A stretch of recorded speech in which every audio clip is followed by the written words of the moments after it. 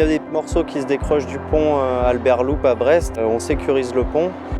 On fait l'installation de filets de protection de chute de pierre pour le grand public, pour le passage sous le pont maritime et piéton.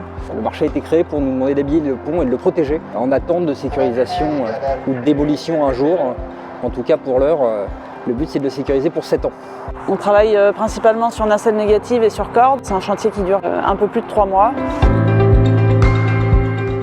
Donc là c'est des potelets qui vont servir au garde-corps. Donc on va venir installer 2 câbles, un supérieur, un inférieur, et on vient ensuite accrocher nos filets par-dessus pour éviter d'éventuelles chutes de béton des parties supérieures du pont.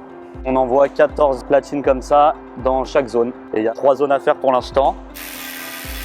Je suis en train de mettre un filet de 6 x 25 mm sur un grillage qui est déjà existant pour le renforcer, pour éviter que les pierres et les petits cailloux ne puissent passer à travers le grillage.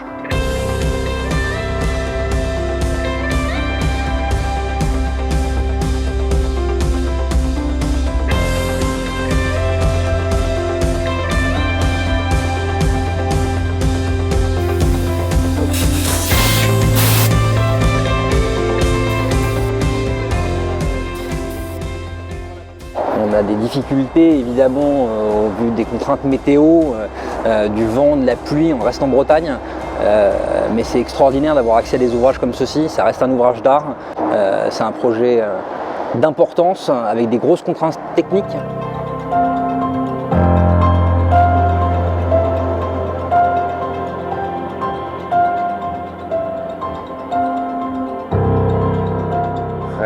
Le pont est très vieux et du coup il faut vraiment faire gaffe à toutes ces cordes.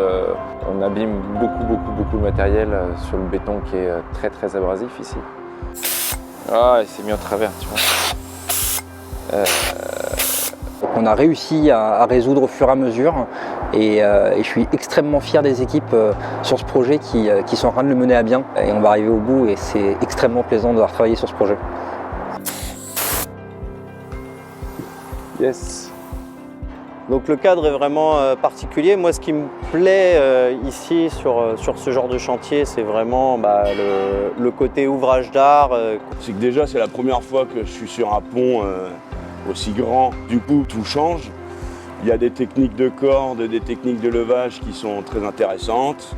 La polyvalence des travaux à faire. Pour l'adrénaline aussi quand même, parce qu'il y a des fois où c'est assez sportif. Et donc j'ai un petit peu tous les paramètres qui sont cochés avec ce métier.